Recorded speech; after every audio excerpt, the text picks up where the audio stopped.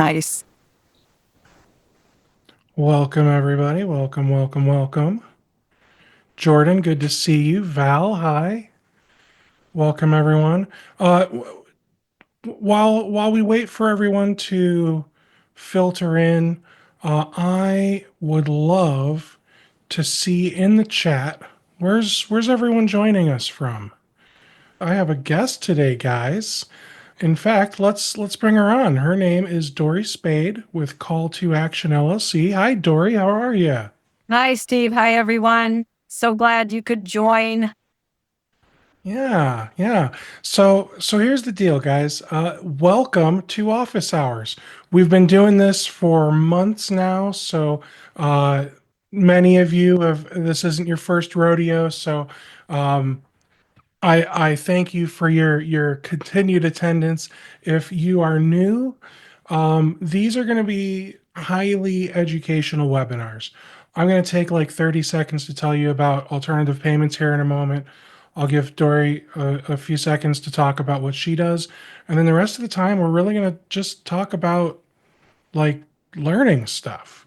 And today, Dory is going to talk to us about retaining top talent, um, especially after uh, acquiring a company. So that's kind of the big topic for today. So yeah, hop in the chat, guys. Let us know where you're from. I am hailing from Akron, Ohio, suburb of Cleveland, sorta.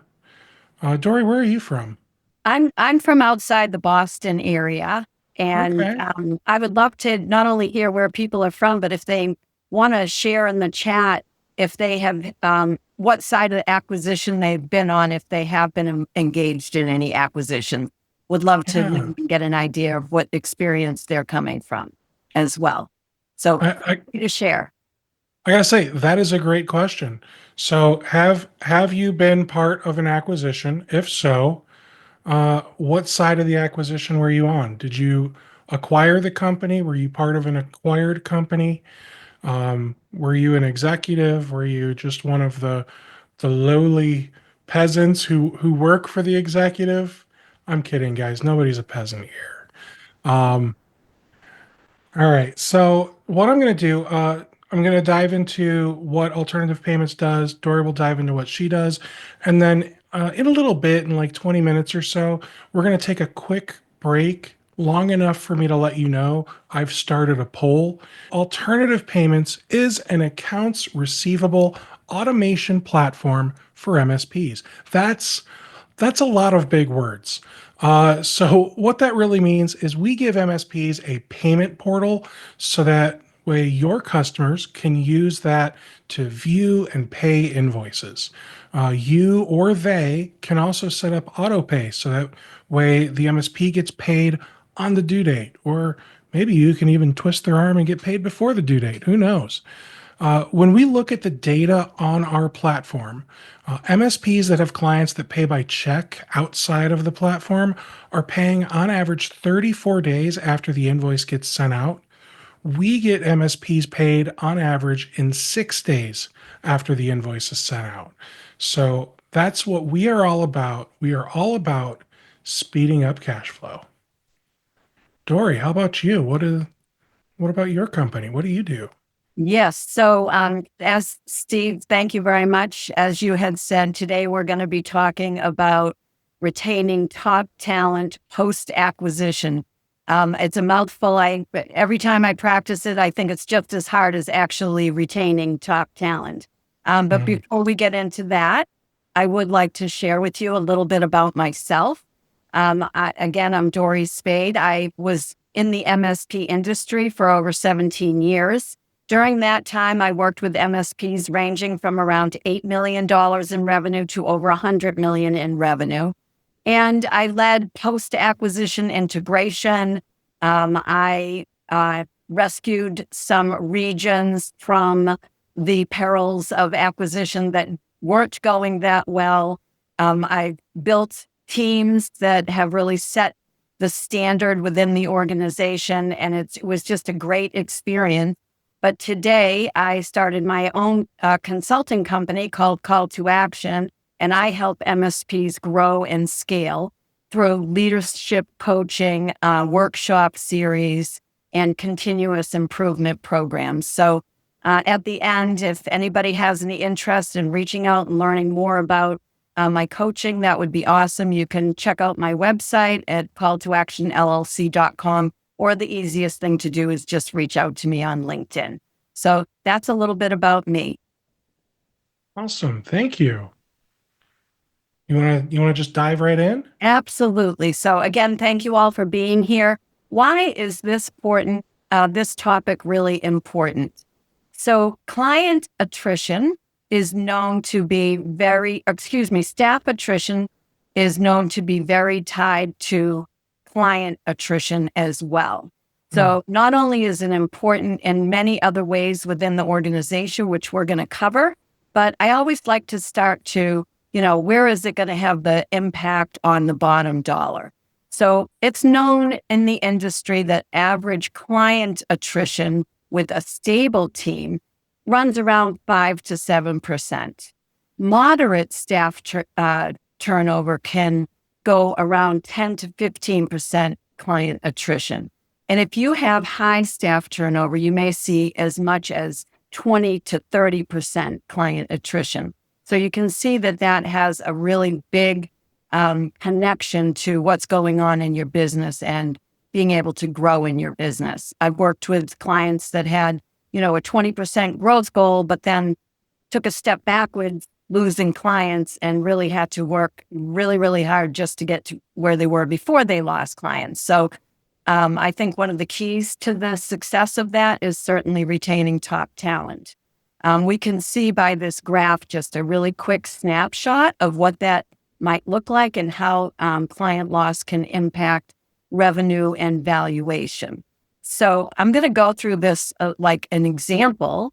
And in this table, of course, you'd plug in your own numbers. But just for example, let's just say you're an $8 million MSP with a valuation multiple of 8x. We all love to have that. And your average MRR client is roughly $3,000 a month. So we know we can expect some attrition even under best circumstances. But what if you have attrition client losses that are in 5 or even 10 client losses? What does that look like in your valuation loss? So, if you lose 2 clients, it could mean an average of over $70,000 in annual revenue loss, which would correlate to about $115,000 in this particular example of valuation loss.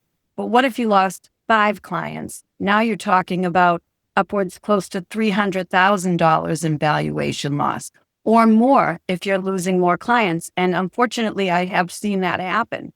And this now has a huge impact on if you maybe have a payout that you're trying to reach after an acquisition, or it's an ROI because you've acquired a company and you're looking for a great ROI from that.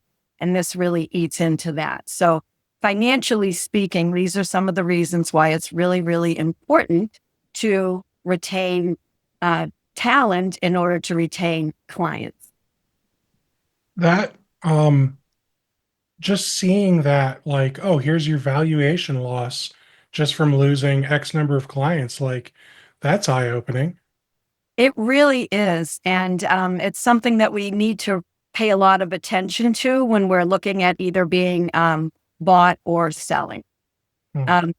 But when we talk about top talent, what exactly are we talking about? Are we talking about just the quarterbacks? When I led a team in a couple of different MSPs as an MSP leader, I always had my quarterback, which was great, but I always thought of it as a football team. And some of you may be football fans or at least understand the game enough to know that in the game of football, it's super important not only to retain your quarterback because, yes, they're really hard to replace, but also it's important that the quarterback has the right team and the right talent around them to be successful. So if you have a quarterback, but they don't have folks protecting them, what happens? Well, they're going to get sacked a lot, which essentially means that the game's not going to be very successful. Or if you have a quarterback that doesn't have somebody to receive the ball, then what's going to happen? Well, I'm from New England, so I'm shamelessly a huge Tom Brady fan. So don't be haters, but if you are haters, don't hang up. You can think about this in terms of your own favorite football team and your own favorite quarterback. But Tom Brady was known for a lot of great things and being able to throw the ball and execute in his strategy, but he was not a good runner. So if he didn't have somebody to throw the ball to and he had to run, it was almost always a recipe for disaster. And as Tom's former wife, Gisele Bündchen, was famously quoted as saying, "My husband cannot throw the ball and catch the ball too." So I want you to think about that in terms of your team and the quarterback of your team. Yes, your quarterback may be your MVP, but they need their level ones, twos, their specialists, their account managers, their sales folks. They need all those folks around them to be able to be successful. So when we talk about retaining top talent, we're really talking about high performers at all levels of the organization. We're talking about those culture carriers, those folks that are loyal to the organization and that will always focus to the positive and sort of minimize the negative. And they're trusted team members, so their peers will likely go to them. Those can be at any level of the organization. And then you may have people with untapped potential that you've got, the seeds planted within the organization. Maybe you have an internship program that, you're developing and evolving talent so that you can have a succession plan for other talent. So I spend some time on this because I think it's really important if you're involved in an acquisition to not just focus on the high level leadership. So remember this when you're looking at that. Remember Tom Brady or your favorite quarterback and what their needs were. Excellent. And if you're from Cleveland like me, the best you might have is Bernie Kosar. So there you go.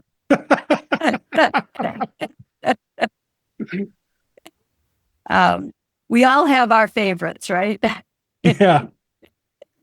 And so I broke this analysis down into 4 key areas to try and make it a little bit more comprehensive. And we're just going to touch on some of the key areas within each of these components, which include communication, clarity, culture, and continuous improvement. What I call the 4 C's of retention-driven integration. I don't know why all these titles are so hard to say, but they're super important. No, and I can tell, like they're all like things I've talked about in the past. So yeah, they're all important. I'm on board with that. Absolutely. And I hope everybody in the audience as well, and please feel free to put any feedback you have in the chat. We start with communication. I think, everything starts with communication, right? And so when it comes to acquisitions, the first communication is what I'm going to talk and spend a little bit of time on. And of course, that resonates throughout the whole integration process. But the first communication after an acquisition is typically a meeting where the company being acquired is informed of the acquisition. Now, there may be members of the leadership team that are informed in advance of this all-hands-on meeting, but typically there's an all-hands-on meeting and there's this major communication. And if you've ever been part of one of these meetings, you may know that this can be a really traumatic experience for a lot of people. I've actually seen people break down in tears when they've heard that the company was getting acquired. Maybe some others aren't that emotional, but the emotions do run high, maybe because they're so close with the company that they're in. They enjoy the company, they enjoy the clients, and they don't want to see change. or maybe they've been through a bad acquisition in the past and they're, concerned of what they're going to be facing going forward. But in any event, the first thing that they're going to be focused on is questions. They're going to have the fear, uncertainty, and doubt. And for any of you out there that a little bit older like me, you may remember the old IBM FUD factor. This was something that was used. IBM was known to use this to influence buyers I against don't know going with this. their competition. What, Steve? I don't know this. You do? Okay. Yeah. Well, I worked for a Fortune 500 company before I got into the MSP space, and we drew a lot of our training and such from IBM. So that's where I was exposed to that. So, an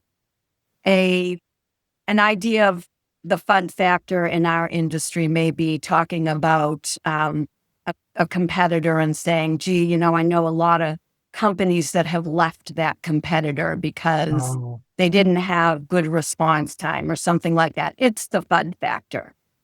The FUD factor that people are going to be feeling when they find out that they're being acquired is not something that you're bringing on, but it's just a matter of the course of the, what's being communicated to them at the time. They're going to have a lot of fear, uncertainty, and doubt.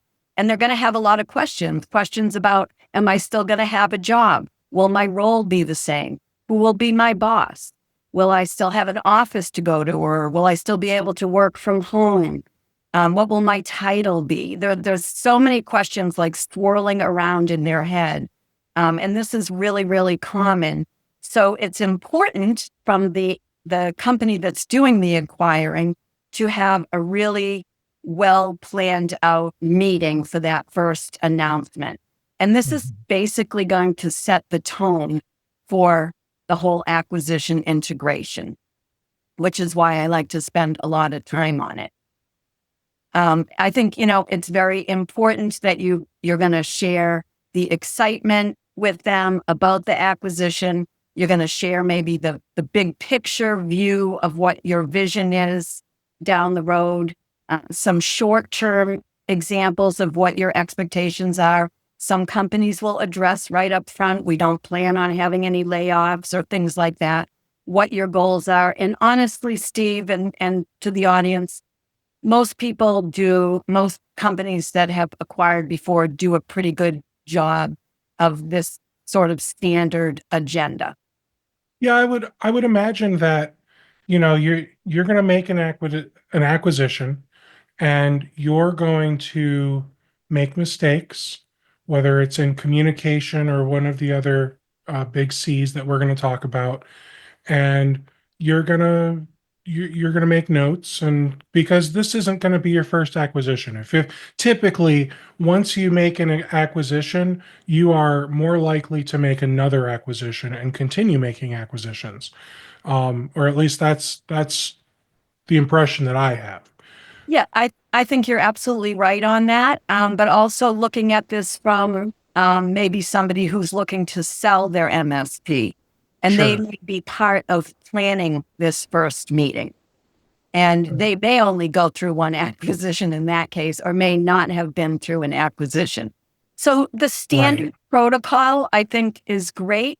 I think people are very good at that. But my challenge to you is to sort of flip the script a little bit on that first communication. So rather than talking about the excitement of what it looks like, or let's say in addition to the excitement of what's going on, um, you know, or where you see the future of the company and all the opportunity that the company being acquired is going to have. These are all sort of standard agenda items.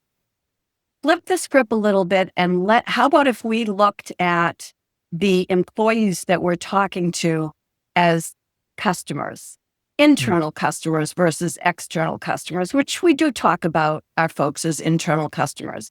But how about if we used communication best practices that we would use for external customers? So instead of talking about something that would be typical, which is, the why we did this acquisition, which is certainly important to cover. You may be Mhm. talking about, we wanted to acquire you because geographically you're in a region that we want to expand in, or you're in a vertical market that we want to expand in. But let's take the script a little bit further. And how about if you took enough time to really understand the strength, which you probably did, in the company that you're acquiring, and you speak to that. So, for example, let's say that it's a company that has a large legal vertical market, and you say, we were very interested in, acquiring your company because of your presence in the legal industry. Then taking it a step further and focusing on them the same way that we tell our salespeople to focus on customers when they're working in a sales opportunity. So we recognize that you have people on your team that are super talented in knowing legal applications. And we know that you have customer success managers that are great at working with attorneys and understand, what's important to attorneys. And you have developed a security proposal solution that attorneys really can relate to. We know you're really successful at this, and we're looking for your help as we integrate you into our organization. So you can see where that sort of flips the script a little bit to talking more about them than talking about you. That Um, makes perfect sense. and Because what I'm hearing is, what's in it for me is what these people are worried about, right? So at a company like ours, for example, and there are MSPs out there like this. Uh, Many, if not all, of the employees may have been able to purchase a stake in the company through, and I don't know all the right terminology. This is all new to me, but you get like the equivalent of stock options or something as an employee, right? So employees are going to want to know, like, all right, well, cool, how much money am I going to make if they own a piece of the company, right? They're going to want to know about immediate, uh, what does this mean for my team? Like, okay, so if I am what was the term we used? A high functioning, high output individual. It doesn't mean they're at the top. They're just one of the top people we want to retain. They are likely worried about the people that they work with as well, because they yes, work well with them. So they want to know, like, all right, maybe you're not getting rid of me, but are you getting rid of him because he does a bunch of things that helps me be able to do what I do, and I wouldn't be able to do my job as effectively without him. absolutely. You're right on with that, Steve. That is one thing that anybody who has a good, solid team is going to be just as concerned about their peers as they are about themselves. And Yeah. they're a little bit concerned about the company that's acquiring them, but they're more Oh, focused absolutely. on how do I fit into this? So Hmm. if we sort of address it that way, I think that makes them feel valued, which they are valued, or you wouldn't want to acquire them. But it's Yeah. just a matter of communicating in that way. Another thing is when we talk to prospective external clients, we always talk about focusing on outcomes, not on the what, but on the why. And Yeah. we can do that same thing when we're talking to, members of a team that's being acquired. What outcomes do we hope to have from this? And sharing, of course, the vision with excitement. And how Mhm. about having some success stories? Steve, you mentioned that this may be people that have done more than one acquisition. Do you have somebody from a previous acquisition that could come up and speak during, this big all hands on meeting and tell about their experience and maybe even, share a little bit about maybe it was a little bumpy at first, but here's where we are today. And there's, these are all the great things that have happened. They'll take a lot more stock if they hear it from somebody who's been through it than Oh, from that's a great idea. I love that. So, yeah, inviting somebody from one of the companies you've acquired because you've retained the staff, right?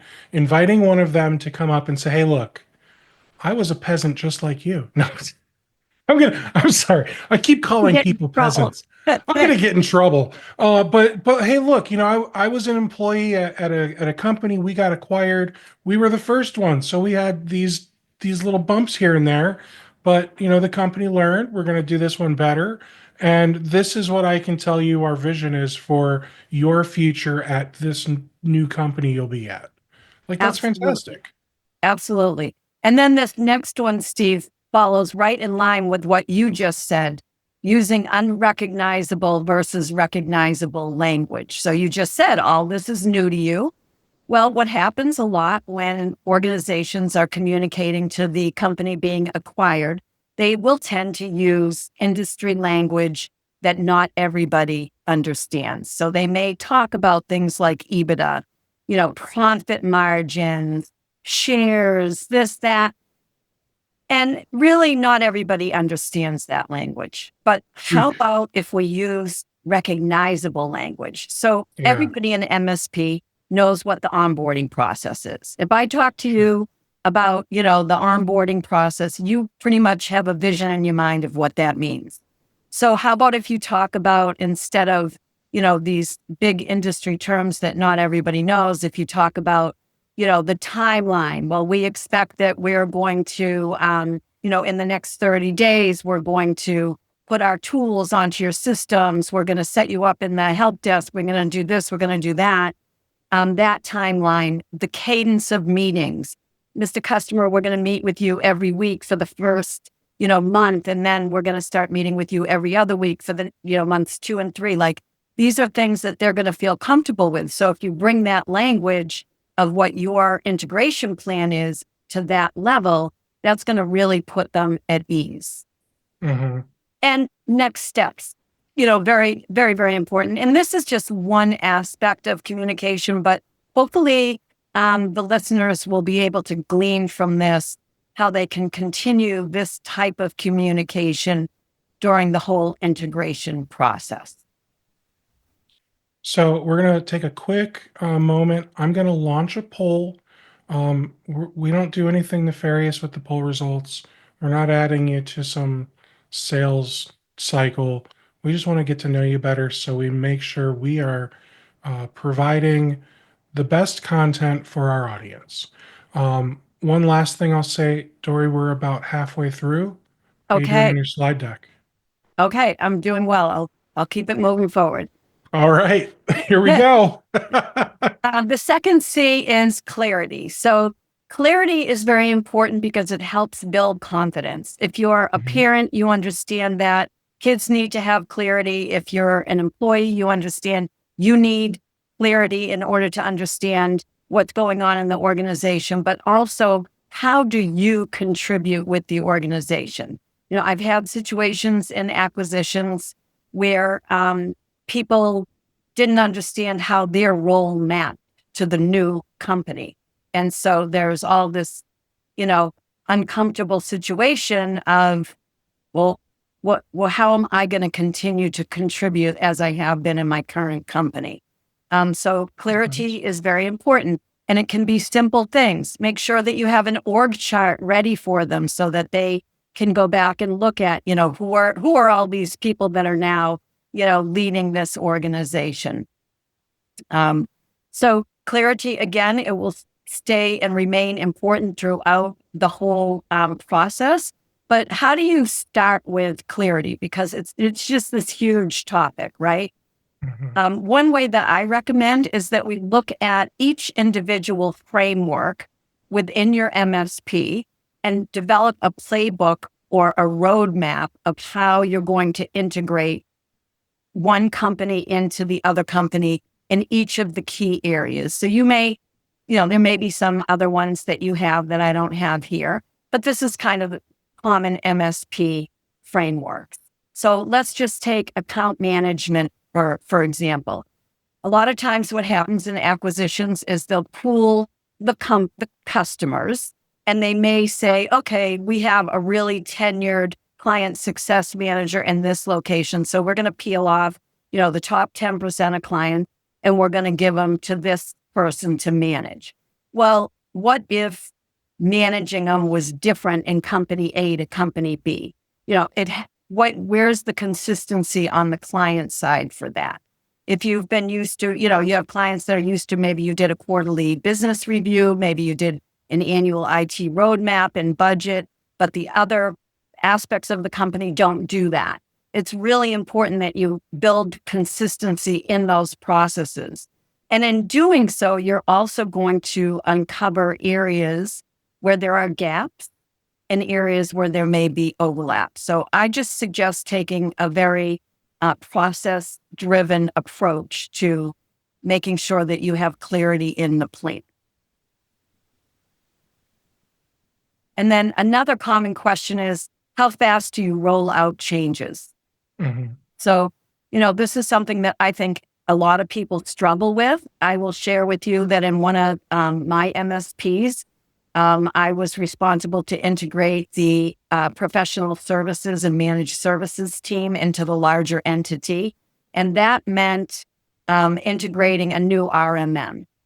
And the team that was being acquired was really stressed out, and they were really working hard, and they didn't have a lot of extra bandwidth, I felt, to work on this integration.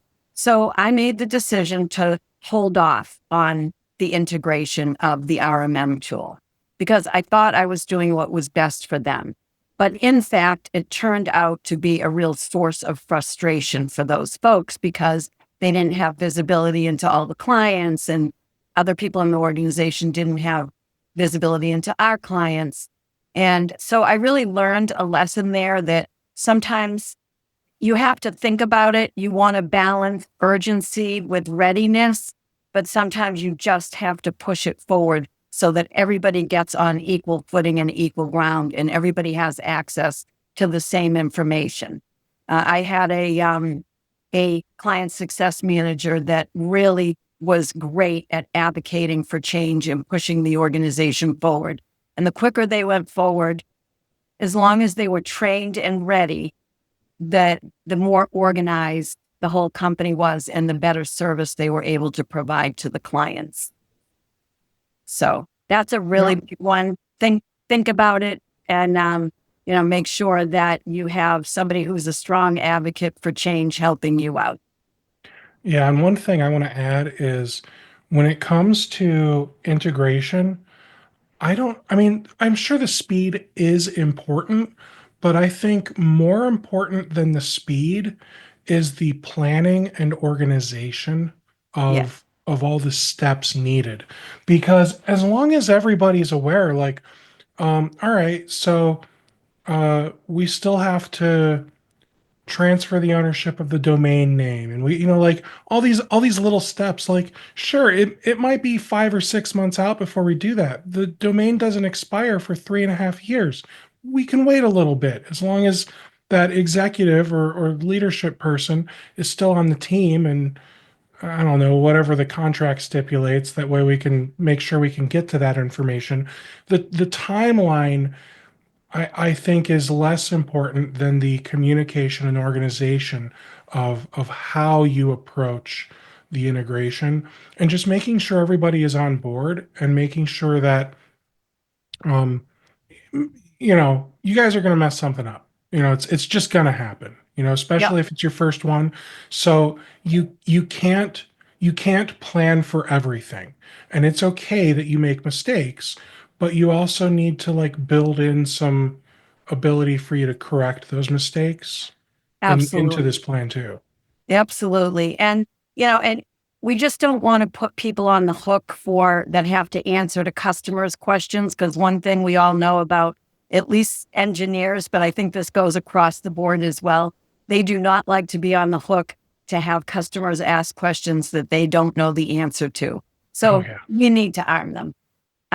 The third C is culture. Now, culture is often seen as one of the most important aspects of the integration. We hear about how important it is and the impact that negative culture can have. But how do we determine what we do with the culture? We know the culture is going to change somewhat. It's not going to stay the same when you go from an $8 million MSP to a $75 million MSP. but what can we do to keep the best parts of the culture? So one thing that I recommend is understanding the culture of the organization that you're acquiring. And there's many different types of cultures. I've mapped out four or five key types of cultures to look for. And it's, again, you can look at the company that you're acquiring and say, what culture are they in and what culture are we in? So clan culture, for example, may be more common among smaller MSPs where they feel like they're family. And by the way, nobody is all one type of culture. Just like if you take one of those personality tests, you're not all one type, but there's usually a predominant type. So maybe you're, like family and you have great collaboration. Maybe you're create culture, you're more entrepreneurial. I worked with an MSP who the CEO had us read the book Blue Ocean Strategies. If you're not familiar with that, you should check that book out. It's a great book, but it And talks. real quick, I'm sorry. I just want to make sure we're all on the same page. For those of you that don't know, there's a concept of red ocean and blue ocean. Red ocean means there's blood in the water, and blue ocean means there's no blood in the water. And the concept is basically red ocean means you've got like competition, and blue ocean means you're embarking in new territory, new product, new service. Nobody around you is doing this thing. So that's the kind of concept behind blue ocean. And I feel like that's probably difficult for MSPs to accomplish. I don't know. Thoughts? Yeah, I mean, it may be difficult, but it may be the current culture of the organization. So Hmm. look for those cultures. Maybe it's market culture. I think a lot of security firms are more competition focused because they have so much competition that they're constantly looking at what is the competitor doing. So maybe you're acquiring a security company and that's their culture. Or it's a hierarchy culture, which I think of as being for a larger organization or enterprise where it's much more structured and process oriented. So just understanding what types of culture there are currently, and then what do you do with that? So I really like to follow the case study of Starbucks. And I know I'm running short on time, but I think this is a really important case study. Most of you know that Starbucks originated in Seattle with a single store.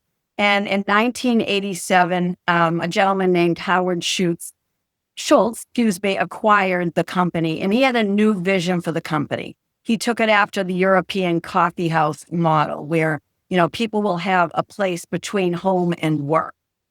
And so he had core values that he trained on globally. He trained on connection, quality, and service excellence. So we all know core values are central to, successful integration in the MSP space. He also maintained consistency of the brand, which I personally find is important. Steve, I think you may have, maybe a different take on that. I know a lot of companies will say, well, we're this big company, but we own this company and they still function as that company. Personally, I find that a little bit confusing, but it is one of the processes that people choose to have. But the thing that is pertinent to this case study, I feel, is that Mr. Schultz allowed the stores, each local leader to have their own flexibility of design of their store. So, for example, if it was an urban Starbucks, you might see like a coffee bar where people were kind of quickly in and out. Or if it's a suburban coffee store, you've seen Starbucks with those big overstuffed chairs where people can relax and lounge. The thing is that it allowed the company to scale because they had consistency across the larger organization of things like menu and recipes and brand, but they also had their own local culture, which I love this. They called this a global footprint with local soul. Wouldn't we all like to accomplish that when we have an acquisition? So how do we do that with our MSP? Well, we might encourage our local MSP to continue to network with local events. If you're, working with any nonprofits, continue to support local nonprofits. things like that. Where, have local client events, where you're going to maintain your local culture and the team maintains, sort of that camaraderie, or what they say in the military is esprit de corps is what they call it. So it's a lovely thing. So anyhow, that's the third. And now we're on to the fourth C, which is continuous improvement. And continuous improvement is super important because it's not a 30, 60, 90-day process when you go through an integration. In fact, I think it probably takes a good year for things to actually really settle down. So a lot of larger MSPs or private equity, they'll focus to that 90-day plan. As I said, I think the transition takes longer. Try to avoid that check in the box mindset. It's people that we're working with. It's staff members and customers, and create a feedback loop. Not only create the feedback loop, but do something with the feedback. Actually follow up on the feedback, because it's the boots on the ground that are really going to understand where the issues are, where the gaps are, where the overlaps are. So if you have a really good, solid feedback loop and you're acting on it, then I think that you will have continuous improvement. And then be transparent, at least to some level of transparency. I mean, we're not going to completely open the kimono of what's going on in the background to everybody in the organization. But listen, if things are struggling, be open, because that will encourage people to be part of the solution, not part of the problem. So, really, those are some of the four C's. And while you're doing this, make sure that you're looking for early signs of people ready to jump ship, because it doesn't usually happen all at once. So watch for people becoming disengaged. Maybe they're not participating in meetings the way that they used to, or they're showing signs of burnout. If you see these types of risks, respond to them, reach out to them, go meet them for lunch, have a call with them, and find out and understand what's going on. And maybe you can, save it before you really lose somebody. Mhm. And I know it's a lot of work. Like you said, Steve, it's not going to be perfect. There's so many moving parts. But if you really are using all the benefits and the resources that you have to care first about the people, have good, solid plans, good, solid communication, and continue along the spectrum of improvement, I think you're going to see a team that's all rowing in the same direction. They all know what the expectations are, and they're all in. They're all heading towards the same yes. So that's really the goal, and that's the presentation. That is so awesome. Well, Dory, thank you for coming on here. Before we wrap, I want to give everyone an opportunity. Do you guys have questions, comments? Do you want to talk about an upcoming um, acquisition that you're thinking about? Maybe you want some advice. We got a few minutes here, so let's take that opportunity and use it. I do see Riley is from Dallas. His company has made three acquisitions in 2022 and 2023. He focused on growth via SDR firms and organic methods. Acquisitions were more expensive than expected, but he's hoping to consider more in 2026, 27. Absolutely. That's great, Riley. And I don't know if that's his company or if he's a member of the company, but certainly sounds like they're on their way to really becoming a powerhouse in the industry. Yeah. Yeah. So what would you say to someone who said, "Yeah, I made a few acquisitions, and boy, those were more expensive than I expected." Um, Yeah. I guess I'd have to understand where were the surprises? Um, mhm. you know, um, so usually when you go through due diligence, and maybe this is where if they were new in acquisitions, they didn't cover some of, what they didn't understand, or maybe there were some surprises in terms of customers leaving, cost Mm. more money to pay for labor, and they didn't have enough customers to pay for it. I'd have to really understand where those surprises came from. That's fair. Riley, if you want to, feel free to pop comments in the chat. We can talk it over and see if maybe there's something that can help you out for next time.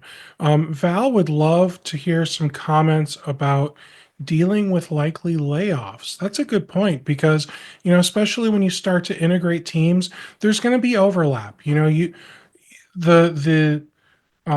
new company likely already has like a controller or a CFO. The I don't know if outgoing is the right term, but the acquired company could potentially have a controller or a bookkeeper or maybe a CFO. So what do you recommend MSPs or I guess any business owner really do in those scenarios? Is there a way to like keep everyone and move things around, or is part of an acquisition really trying to figure out where is some of the fat I can trim so that, because obviously I don't need every one of these people. Yeah, it's kind of the the yucky truth of Hmm. acquisitions. There are, more back office folks that may be redundant. How I've seen it handled is that there may be room for getting your top talent to stay, even if they don't have an immediate position for you, because they don't want to lose you if you're a really strong employee. And then other times, there's maybe some kind of a financial compensation if you do have to be laid off. You hope the company is generous and compensates you in a way that you have the time and freedom to be able to go out and find another position.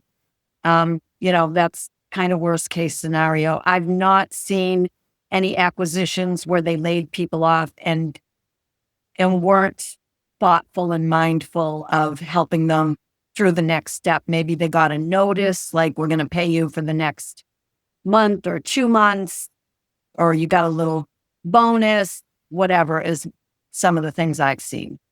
Is there, so, like, uh, you go to a restaurant and they always say you should tip 20%. Is there like a standard here's like the standard severance a company should offer when letting people go or doing layoffs after an acquisition? Primarily, how I've seen that addressed is by years of service with the organization. Mm, So if somebody's been with the company for many, many years, and it's usually um, a so much of a percent of paycheck per year, or yeah. yeah, that's how I've usually seen it done. And it's Okay. calculated so that it's fair across the board. Okay. That sounds good. Riley did get back to us. He said, we lost several customers post acquisition. We underestimated their connection to the prior owners. That's unfortunate. Yes. To Dory's point, too, we were inexperienced and we could have been more efficient in our due diligence. And it seems like that's why they want to spend 2025 at least focused on growth via SDR firms to compare the cost of growth versus acquisitions. Yes. Organic growth is still super important. So I wouldn't put that on pause while you're looking to acquire. But there are a lot of firms that are really strong and have a lot of experience in that due diligence. And certainly, I mean, I've seen companies actually talk to top tier customers before they, did the acquisition to make sure that they maybe wouldn't lose them. But these surveys, like you did a little poll, Steve, surveys to survey the customers of what's working after the acquisition, what bumps in the roads are there, or just Hmm. talking to customers, making sure customers are on good contracts so that you have a little bit of time, to get through the bumps in the road and start, you know, pulling the level of service back up to what they're used to. But a lot of that leaving goes back to culture because companies stay, they do stay with the MSP because of the culture of the MSP, and employees stay often because of the culture. So think about some of the things we talked about with retaining that local culture. That all makes perfect sense. I just tossed into the chat um, a link to a past office hours event we did with Bill Tyndall from Tinrose, CEO of Contango IT. And that session was called Build versus Buy. And we Mhm. were essentially talking about the difference between organic growth versus inorganic growth. So basically, growing through acquisitions versus growing organically through, sales and, all that stuff, right? So, he basically said the same thing that Dory just said. You shouldn't stop one to do the other. You should be doing both because both are excellent levers to be pulling. Not that you should be doing acquisitions, but like I wouldn't necessarily pause on acquisitions because as you continue doing them, refining your process, maybe getting somebody to consult on the next acquisition, you're going to find that acquisitions are a really fantastic way to make a huge impact to your top and bottom line in a very short period of time. And as long as you do your due diligence well, it'll be a positive impact across the board. Absolutely. And I would just say one more thing, Steve, is that I recently talked to the CEO of a very large MSP who had done multiple acquisitions. And he shared with me that because there's the acquisition market, the M&A market is so huge in the MSP sector right now. Mhm. When people are looking to acquire, they're actually looking for MSPs that have strong organic growth because they want to know that after they acquire the company, that organization can still continue to grow and not be just reliant on more acquisitions and more acquisitions. So, yeah. Yeah. And I did just toss a second one into the chat. That is a session that I did with Tim Conkle from the 20. Love him or hate him. Everyone feels very strongly about him one way or another. I've never met anyone neutral. Um, When you're but successful, you got lovers and haters. Exactly, exactly. Obviously, every time he talks, it is like a way for him to pitch what he does. So if you if you look past the pitch, there is a lot of really good information in there. And like one of the things that he talked about is um, not just acquiring companies, but building the 20 as a platform. So, Mhm. saying, all right, we're gonna basically be like a group buy for the PSA, the RMM, the backup. We're gonna have a centralized help desk and knock and all this stuff, right? And by building all of that out as MSPs start using it, you've already got them on your culture. So it's really easy for you to just start gobbling up your customers. And I say that in the nicest way, with absolute respect, because it's he's not doing anything mean. People can sign up for the 20 with no desire to sell or be acquired ever. And they're okay with that. But if you decide you want to sell, it's really easy for them to integrate you because you're already using the tools, the platform. Yep. So I don't know what size you are, Riley, or what that looks like to build a platform, but I don't know. Consider it. Maybe there's a way for you to build a platform. Maybe isn't as robust as the 20s, but maybe you can give other MSPs like a foundation so that way when they are ready to be acquired, it's easier for you to integrate and make that transition much more smooth. Absolutely. Well, hey, I think now is a fantastic time to wrap up. And in order to do that, I have one last slide for you guys. I would love for you to tell us how we did. And in order to do that, I've got a tiny URL that I'm also going to put into the chat right now. Uh, that has literally, you're looking at the survey on this slide here. It's two questions: happy face, sad face, tell us how we did, and a little form fill.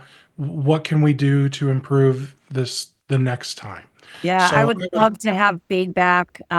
These presentations, we all who are doing them spend a lot of time putting them together, and we certainly want to know that we are bringing the right level of detail to the table and value add. So please, comment away. I'd love it.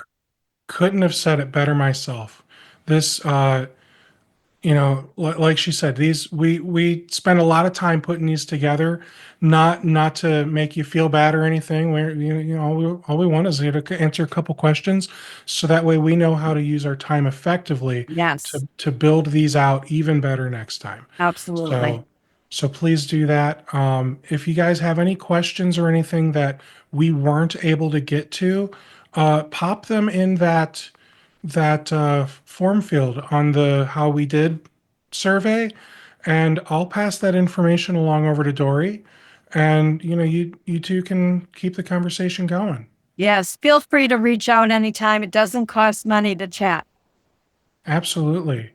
It doesn't cost money to chat, but I won't turn down food ever. All right, everybody. You have a Thank you you, have a Steve. Thank you so much. Thank you everyone absolutely. for your time today. Take care. Take care, everybody. Have a good one. Bye.